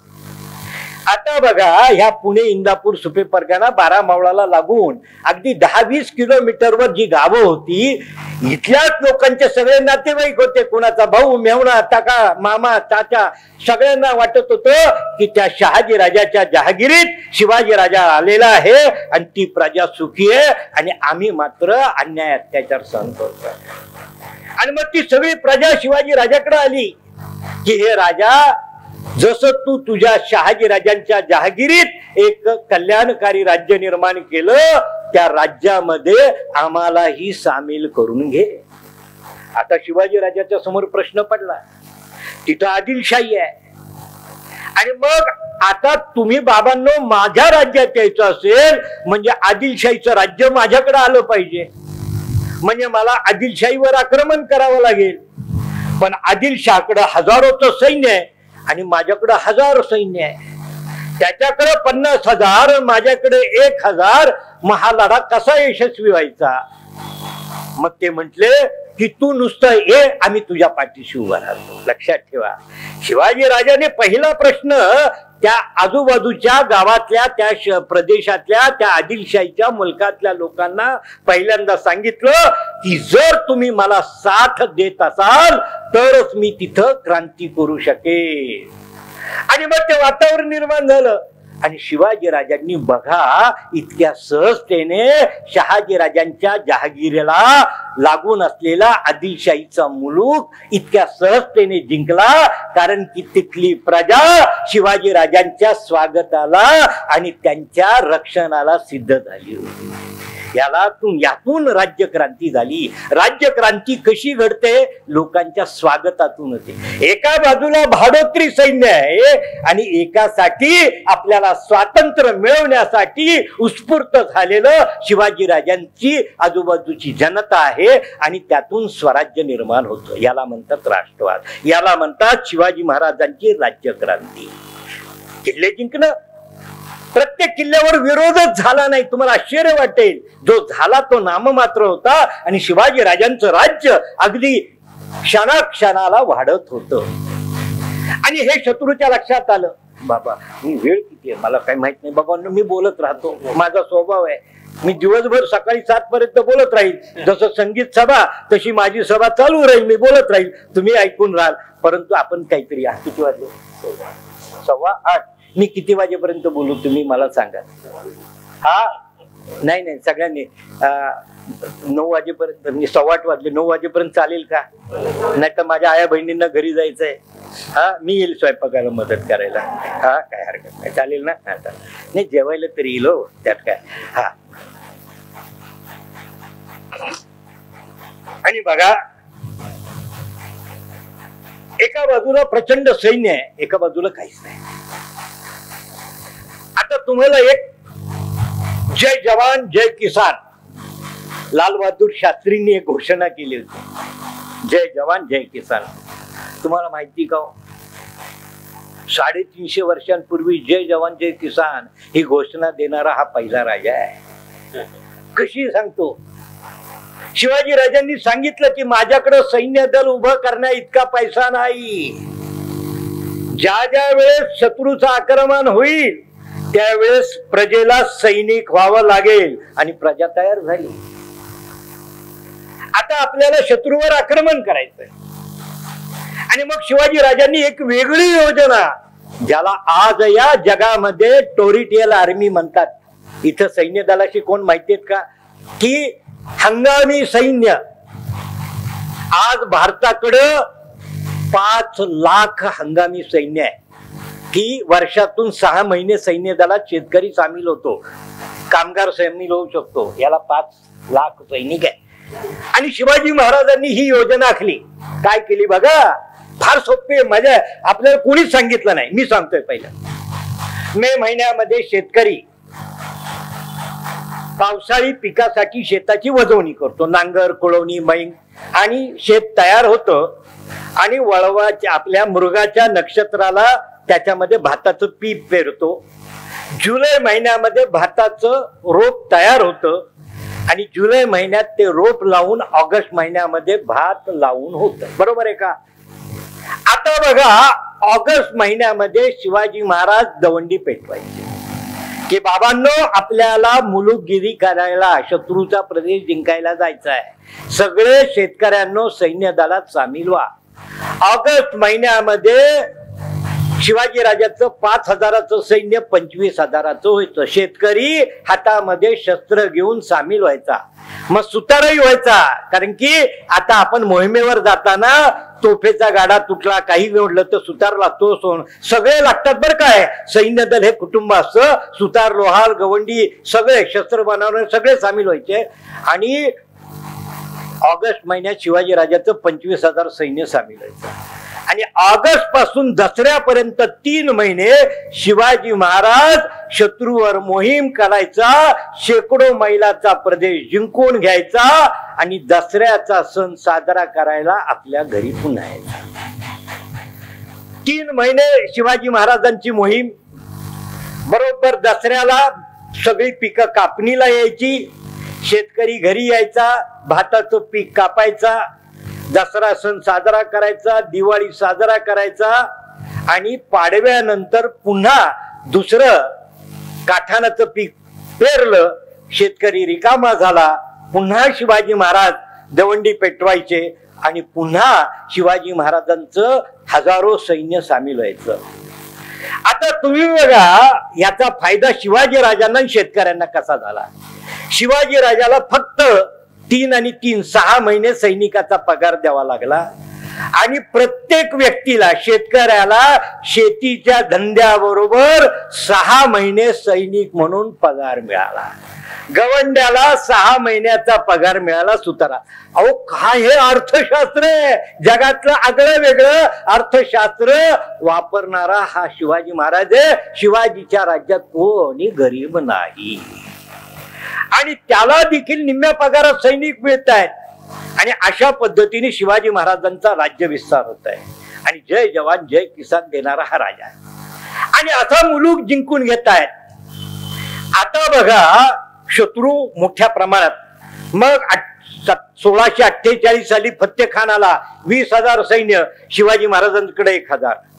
त्यानंतर अफजल खान आला, अफजल खानाचं सैन्य 40,000, शिवाजी महाराजांकडे 5,000. आणि मग शिवाजी महाराजांनी चिंतन केलं की आपल्याला भविष्यात जो संघर्ष करायचा याचं आपण चिंतन केलं पाहिजे. परंपरागत जे युद्धशास्त्र आहे, आपल्या हिंदू धर्मशास्त्राप्रमाणे शत्रूने आपल्याला आव्हान दिलं तर आपल्याला शत्रूशी लढणं हे क्षत्रियाचं कर्तव्य होतं. शिवाजी महाराज म्हटले, आता ते धर्मयुद्ध नाही, आता आपल्याला यशस्वी व्हायचं असेल तर आपल्याला नवयुद्धशास्त्र विकसित केलं पाहिजे. आणि ते युद्धशास्त्र म्हणजे गनिमी कावा. गनिमी कावा म्हणजे काय, की शत्रूने आव्हान दिलं, शत्रू तयार आहे, शत्रूकडे 10,000चं सैन्य आहे, माझ्याकडे 1,000चं सैन्य आहे.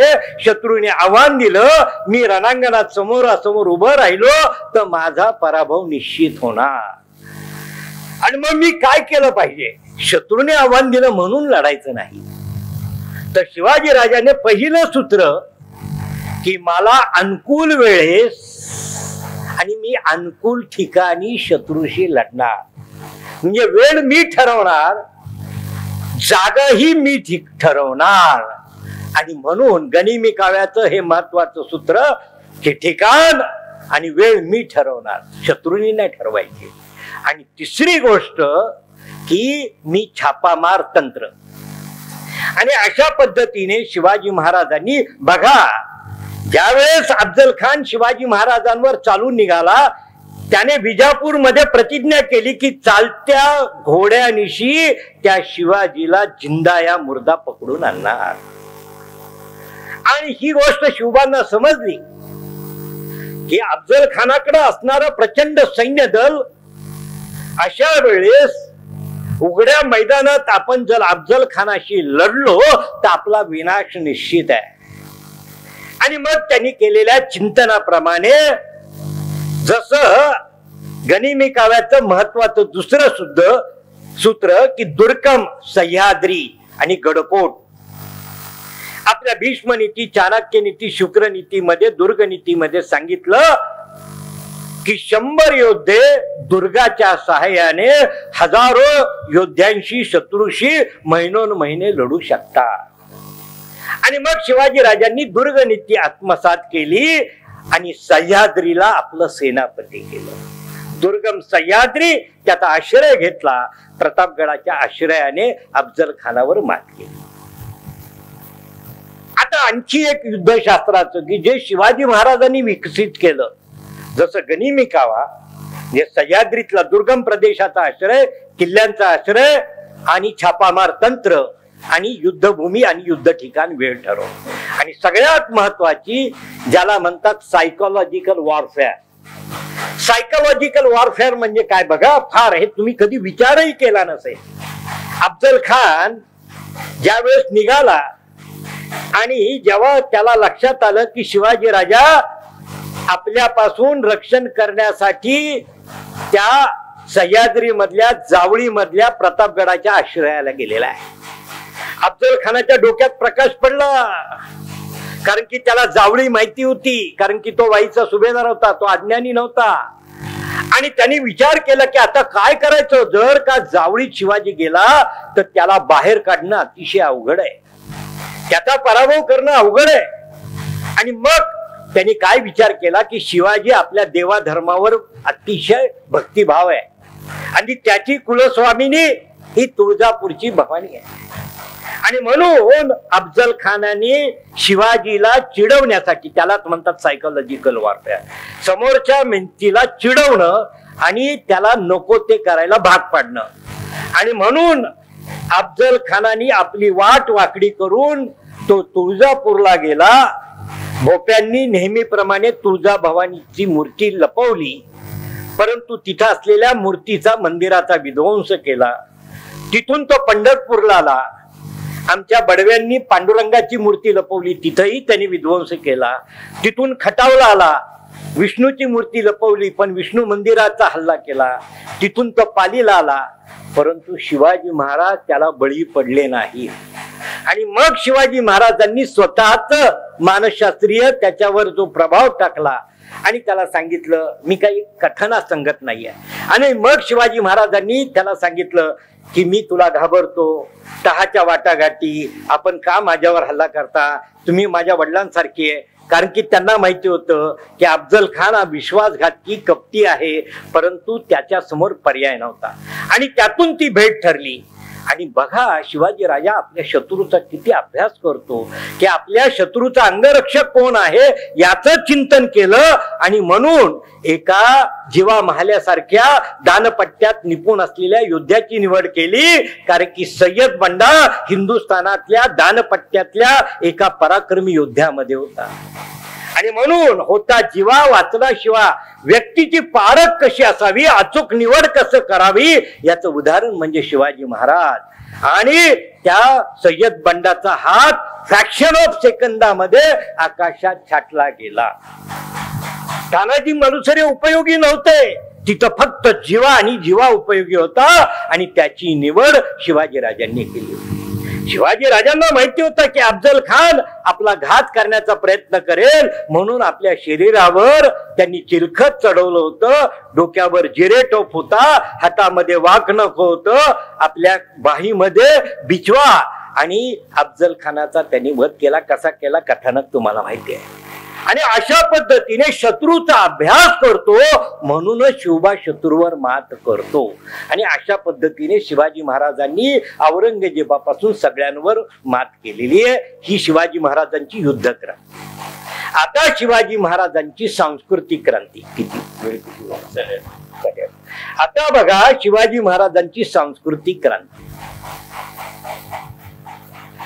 शिवाजी महाराजांनी आपल्या ह्या हिंदू धर्माची अनेक शतक, हिंदू धर्म कोणी तारणहार नव्हता, शास्त्र ते शिल्लक राहिलेलं नव्हतं, धर्म आणि समाज आणि संस्कृतीचं रक्षण करणारा वर्ग शिल्लक नव्हता.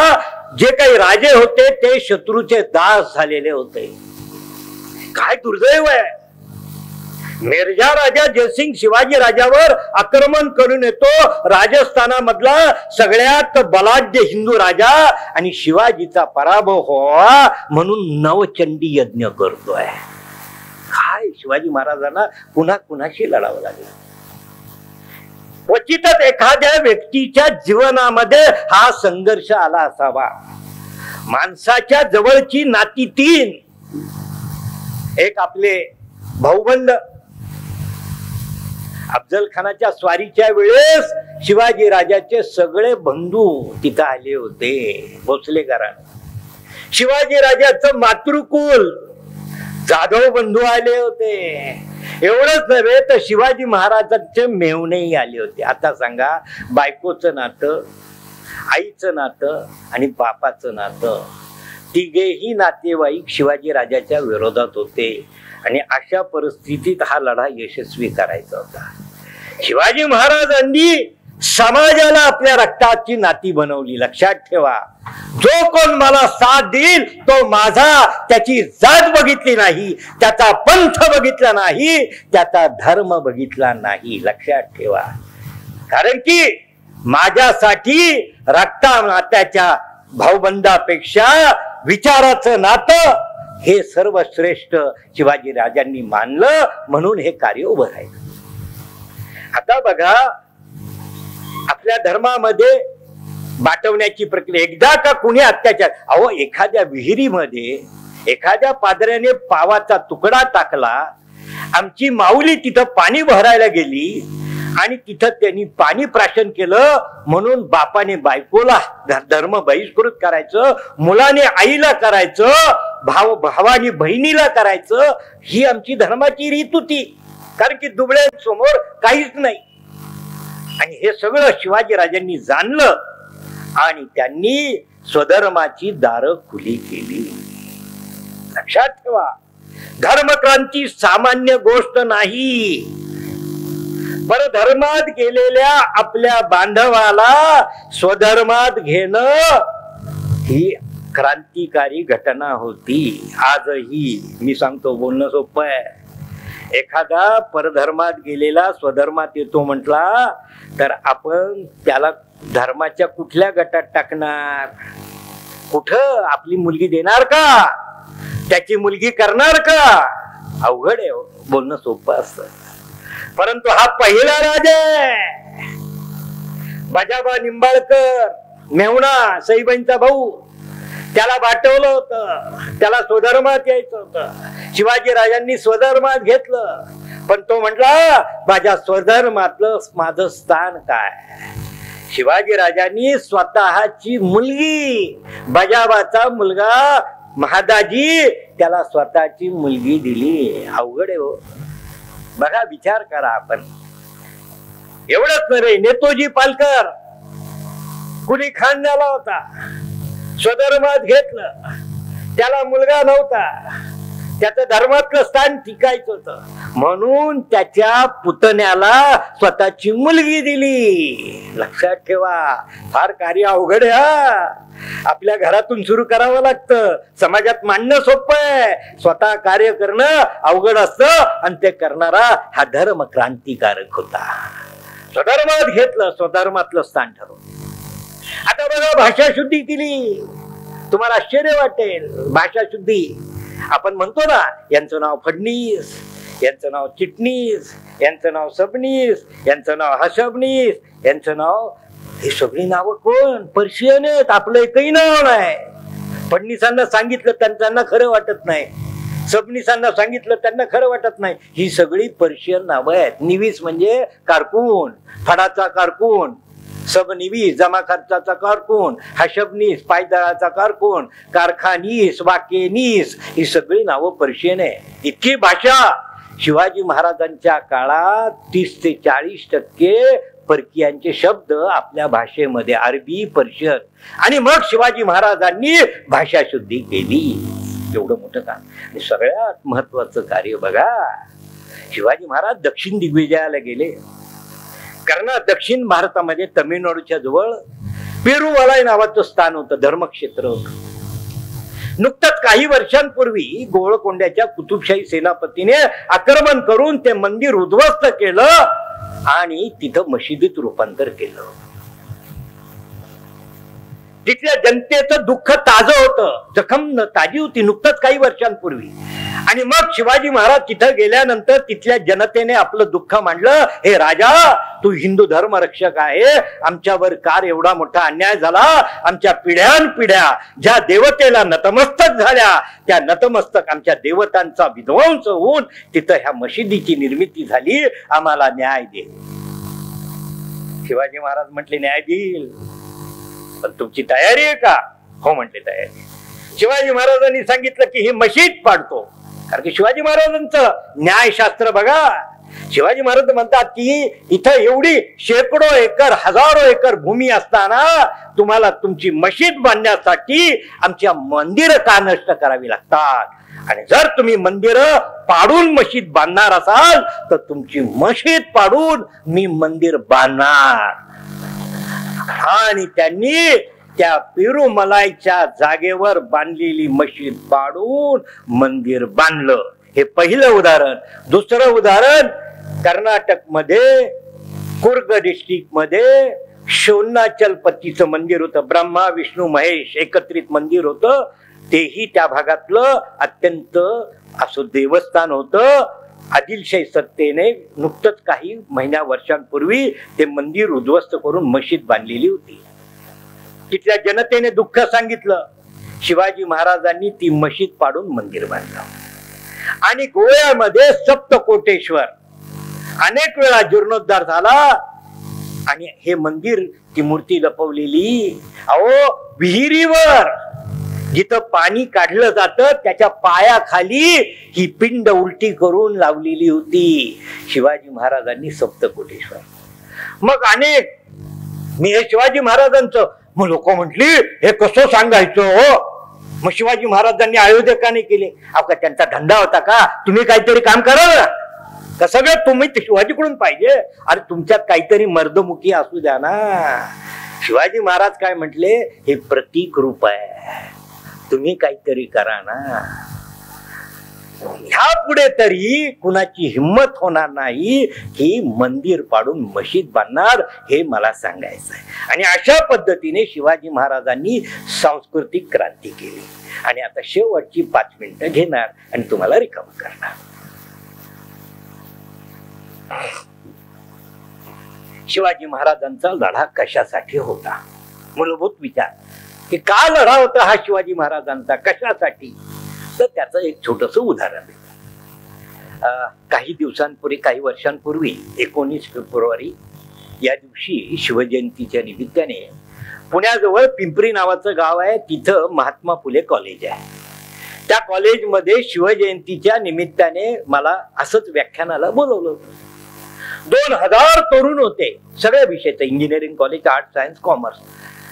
आणि या तरुणांच्या समोर मी शिवाजी महाराजांचा इतिहास असं उलगडून सांगत असताना मी सहजतेने बोललो की शिवाजी महाराजांचा लढा हा न्याय, अन्याय, नीती, अनिती, धर्म, अधर्म, हे अन्यायाविरुद्ध, अनिती विरुद्ध आणि अधर्माविरुद्धचा लढा होता. याचा अर्थ शिवाजी महाराजांचे शत्रू अधर्मी, अन्यायी, अत्याचारी होते असं होतं. हे म्हटल्याबरोबर त्या 2000 तरुणांमधल्या एका तरुणाचा हात वरती आला. मला प्रश्न विचारणारे तरुण अतिशय आवडतात, माझा खरंच अभिमान. मला त्या तरुणाचं कौतुक वाटलं. मी त्या तरुणाला म्हटलं, तुझ्या मनात काही शंका आहे का? हो म्हटलं. सर, मला आपण जे म्हटलात की शिवाजी महाराज न्याय, अन्याय, नीती, अनिती, धर्म, अधर्मासाठी लढताय, हे विचार मला तितकेसे पटत नाही. म्हटलं, तुझं म्हणणं काय? तो काय म्हटलं ऐका. शिवचरित्र समजून घ्यायचं असेल तर त्याचं सार आहे. तो तरुण म्हटला की शिवाजी राजा स्वतःच स्वराज्य निर्माण करतोय आणि हे स्वराज्य निर्माण करण्यासाठी शत्रूच्या प्रदेशावर आक्रमण करतोय. शिवाजी राजाचा तो धर्म आहे, प्रत्येक राजाचं कर्तव्य आहे. आणि अशा वेळेस शिवाजी राजाच्या आक्रमणापासून आदिलशाहीचं नेतृत्व करणारा आदिलशाह असेल किंवा अफजल खान असेल, त्याचं शिवाजीच्या आक्रमणापासून आपल्या राज्याचं रक्षण करणं कर्तव्य आहे. आणि शिवाजीच्या मुघल राज्यावरच्या आक्रमणापासून आपल्या मुघल राज्याचं रक्षण करणं हे औरंगजेबाचं कर्तव्य आहे. दोघंही आपापलं कर्तव्य करतात. हा राजकीय लढा आहे, ह्याला धर्म अधर्माचा लढा म्हणू नये. बघा, तुमच्या मनात व्हायरस आला ना, आलं तुमच्या मनात की काय आता काय खरंच आहे. आता बघा, तो आणखी पुढे म्हटला, शिवाजी राजा जसा आपल्या धर्माने वागतो, तो जसा साध्या राहणीचा आहे, तसा औरंगजेब माझा साध्या राहणीचा धर्माने वागणार आहे. बिचारा टोप्या विणतो, बाजारात जातो, टोप्या विकतो. अफजल खानही तसाच आहे. हो का म्हटलं. बरं. मी त्या तरुणाला म्हटलं, बाबा रे, तुझं नाव काय? त्याने मला सांगितलं सलीम शेख. बरं. म्हटलं, तू काय करतो? तो म्हटला, बघा, मी MA फर्स्ट क्लास मध्ये डिस्टिंक्शन मध्ये पास झालोय आणि PhD करतोय आणि माझ्या PhDचा विषय आहे मुघल साम्राज्यातला सर्व शक्तिशाली मुघल सम्राट औरंगजेब आणि त्याची राजनीती. बघा. आणि मग मी त्या तरुणाला म्हटलं की बाबा रे, तू औरंगजेबाचा PhD करणारा म्हणजे अभ्यास केलेला आहे, तू कुराणचा अभ्यास केला का? हो म्हटला, मला कुराण मुखदगत आहे. मग मी त्या तरुणाला म्हटलं की तुला कुराणही माहिती आहे आणि औरंगजेबाचं चरित्र माहिती आहे. आता फक्त आपण 3 प्रश्नांचा विचार करू. पहिला प्रश्न की माझ्या समजुतीनुसार या औरंगजेबाने स्वतःला राज्य मिळवण्यासाठी आपल्या जन्मदात्या बापाला, शहाजहान बादशाहला कैद करून मरेपर्यंत तुरुंगात टाकलं आणि आपल्या बापाचं राज्य हिरावून घेतलं. ही गोष्ट खरी का? म्हटलं, माझं चुकत असेल तर निश्चित सांग बाबा, तुझ्या इतका माझा अभ्यास नाही.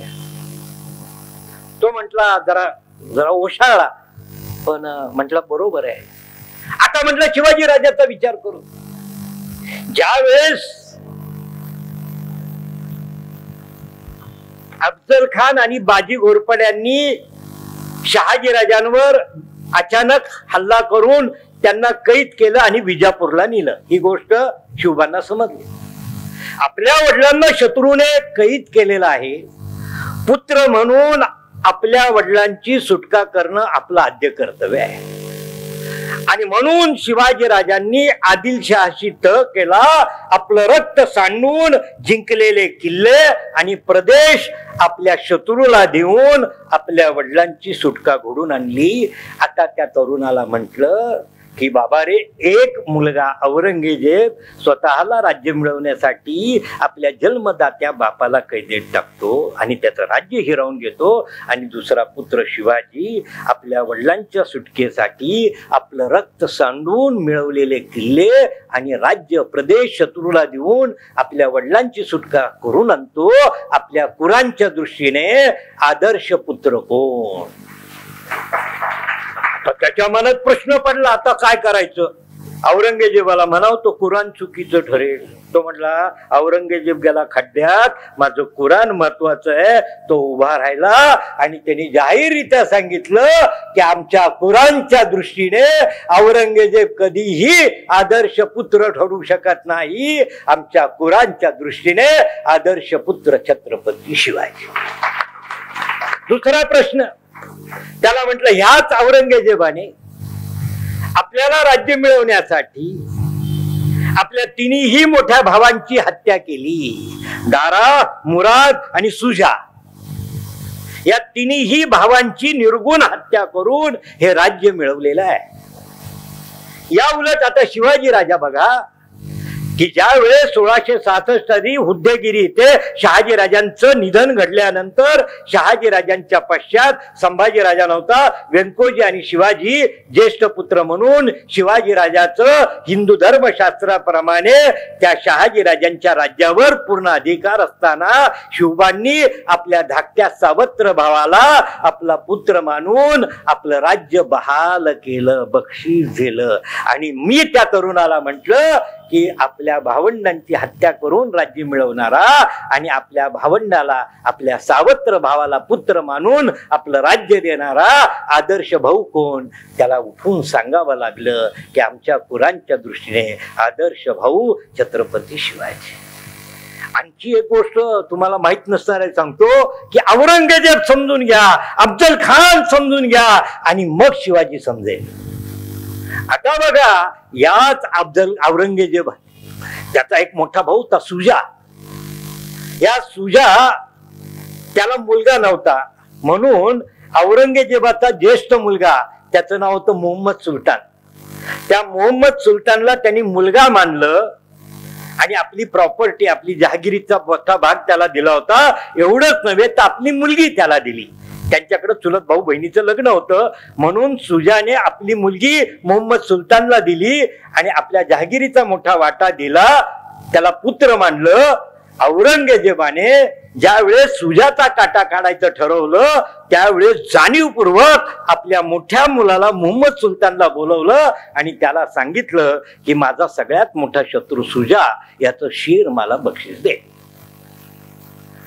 आता त्याच्या समोर प्रश्न पडला, काय करावं. ज्यांनी बापाची माया लावली त्याचं शिर मागतोय, पण काय करायचं. त्याचं शिर नाही दिलं तर हा माझं शिर घेईल. आणि नाईलाजून घरी गेला, बायकोला सांगितलं मी मोहिमेवर निघालोय. बायकोने विचारलं की कुठल्या युद्ध मोहिमेवर निघाल. कुठलीही पत्नी विचारणार ना. आणि मग तो काय कोणत्या तोंडाने सांगितलं तो सांगायला तयार नाही. आणि मग तिने त्याला वचन घातलं की कुठल्या मोहिमेवर का सांगत नाही, माझं तुम्हाला शपथ आहे. आणि मग त्यांनी नाईलाजाने सांगितलं की माझ्या बापाने तुझ्या बापाला मारायला सांगितलं. तिने त्याच्या पायावर लोटांगण घातलं, अरे ज्यांनी बापाची माया दिली, आजपर्यंत तुझा सांभाळ केला, त्याची हत्या केला, हा अल्लाह तुला देईल. आणि मग त्यांनी सांगितलं माझी जीव रक्षण झालं पाहिजे, त्यासाठी माझा नाईलाज आहे. मग त्यांनी सांगितली ती की तू तुझ्या हाताने माझ्या बापाची हत्या करू नको, ते तरी पाप करू नको. तो गेला, तिला वचन दिलं, तो गेला. त्यांनी सुजाचा पराभव केला आणि त्यांनी एका सैनिकाचं, सुजासारखा दिसणारा अशा एका सैनिकाचं शिर कापलं मेलेल्या आणि सोन्याच्या तबकात औरंगजेबाला बक्षीस दिलं. औरंगजेब इतका कपटी विश्वासघातकी होता, त्यांनी आपले गुप्तहेर नेमले होते, आपल्या मुलावर लक्ष. त्यांनी बातमी दिली की हे शिर सुजाचं नाही म्हणून औरंगजेबाने स्वतःचा मुलगा मोहम्मद सुलतान याला विष घालून ठार मारलं. आलं का लक्षात. आता बापाला, भावाला, मुलाला मारणारा. आणि अकबराची अवस्था काय केली याचा इतिहास तुम्हाला माहितीच आहे.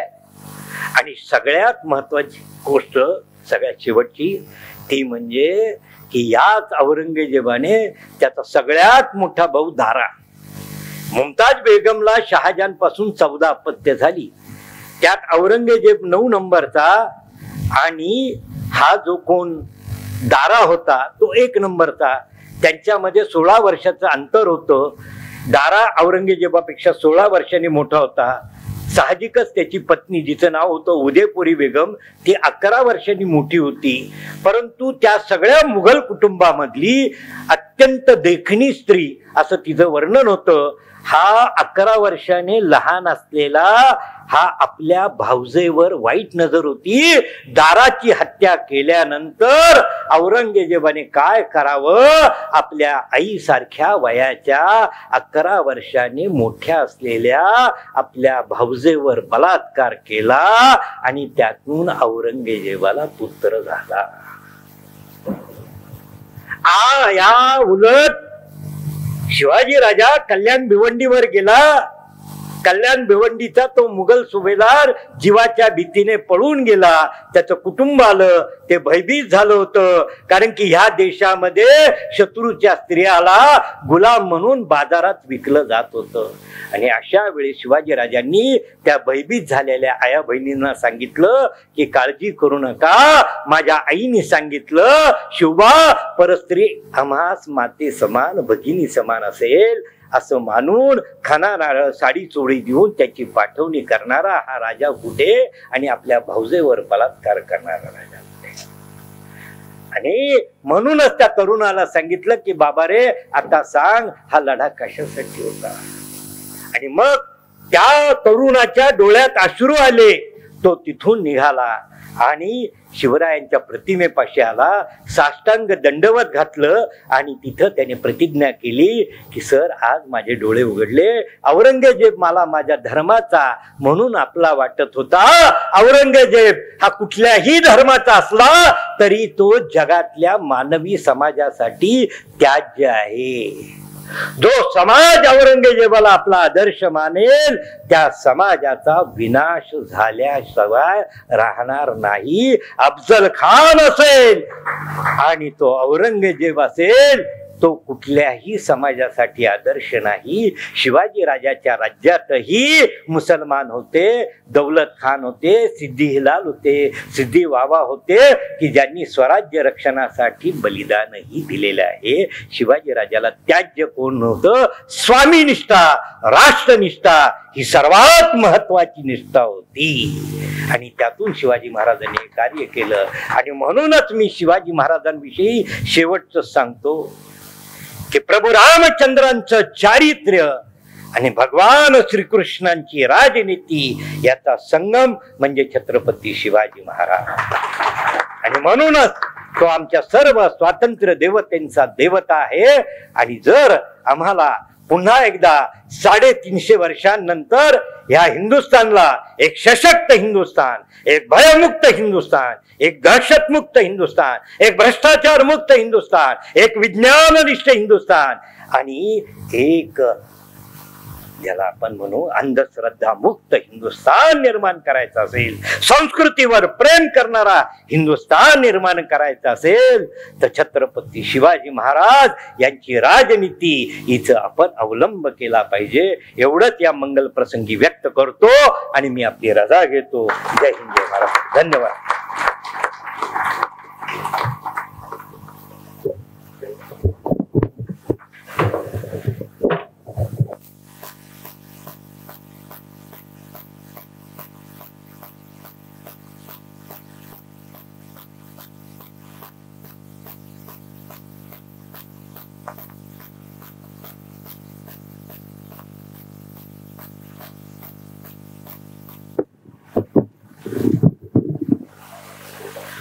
कृष्णा तीरी वसलेल्या या मिरज नगरीमध्ये, ऐतिहासिक मिरज नगरीमध्ये आज पांडुरंगजी बलकवडे यांनी एक इतिहास घडवलेला आहे. त्यांच्या निवेदनावरून, प्रवचनावरून, भाषणावरून हे निश्चित झालंय की शिवाजी महाराजांच्या चरित्राचा त्यांचा किती गहन अभ्यास आहे, सखोल अभ्यास आहे.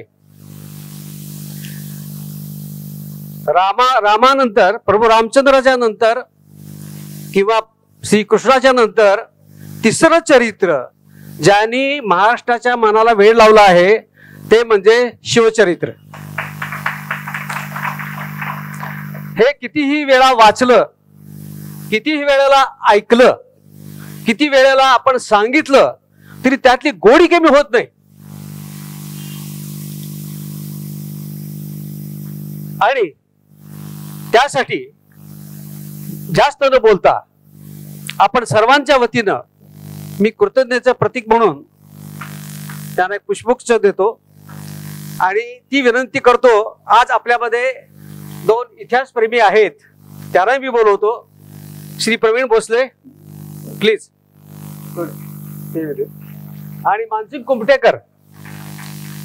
हा दुर्मिळ योग आहे, हा इतिहास घडलेला आहे की 2 इतिहासप्रेमींच्या हस्ते आणि आमचे उपाध्यक्ष त्यांच्या हस्ते हा सत्कार होत आहे.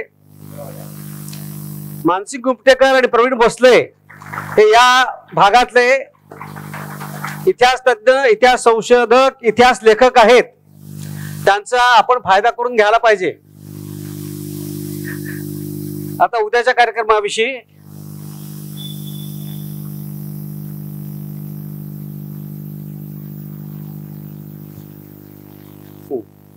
उद्या शुक्रवार दिनांक 10 मे 2024 श्रीमती वंदना बोकील व श्री गजानन परांजपे पुणे यांचा विषय आहे रसज्ञ ऋषीच्या सहवासात. गुरुदेव रवींद्रनाथ टागोर यांच्यावर सत्यजित रे यांनी तयार केलेला माहितीपट व त्यांचे अभिवाचन.